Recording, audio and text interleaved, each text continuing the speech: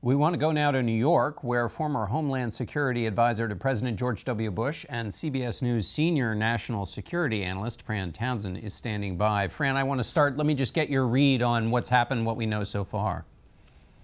Well, you know, John, look, the London police, the extraordinary speed with which they killed the three attackers. By the way, the attackers helped them, these hoax suicide vests, as soon as police saw that, knew that they had to shoot them and take them down.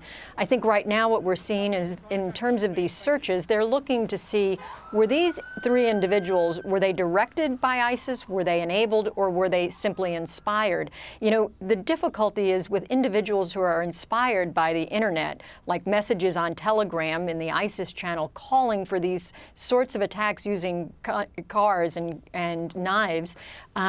It's difficult to interrupt that cycle of violence. If someone's merely going to take a van or a knife, how do you interrupt that? And I think that's what the Prime Minister is getting at.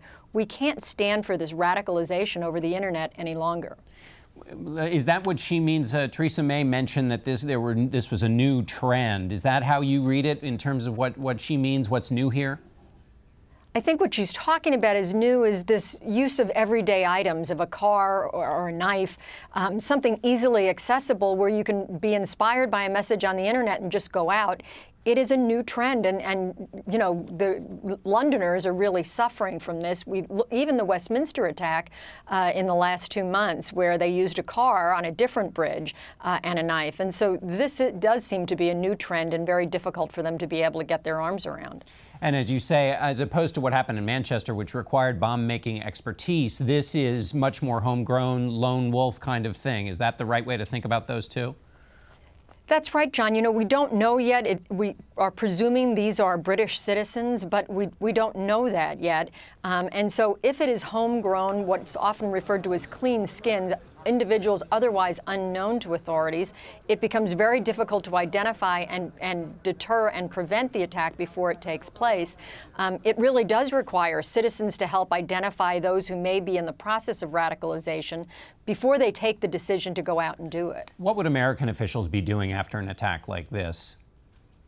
Well, I think everybody is going to be looking, first of all, American authorities are looking to see, do we have anything in our intelligence about these three attackers or the network, if there is a network that they are associated or affiliated with, that might be of use to our British colleagues and authorities. I do think it's worth saying, John, you know, after all the leaks related to Manchester, there was concern that authorities wouldn't be British authorities wouldn't share with us information. I think this is a good indication from what we're hearing and seeing that British authorities have continued to share intelligence with us, and we're doing the same back to them. And that will help us ourselves in understanding how this attack was executed to help protect Americans here at home. The president responded first to this attack by bringing up his travel ban. How useful would that be in combating this kind of an attack?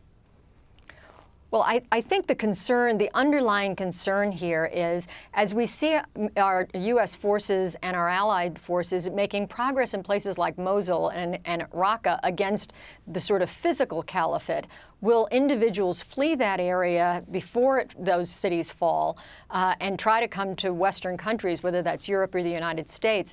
The president's, what we call the travel ban, is really a 90-day moratorium to look at whether or not, who do we let in, under what circumstances, and what are the sort of indicia that we ought to be looking at to identify threats before they arrive on our shores. It's not clear whether or not that has relevance in this particular case, the overnight London attack, but I think that's the underlying concern. As the physical caliphate falls, how do we identify and make sure we don't let those people sort of bleed into Western Europe and the United States? All right, Fran Townsend, thanks so much.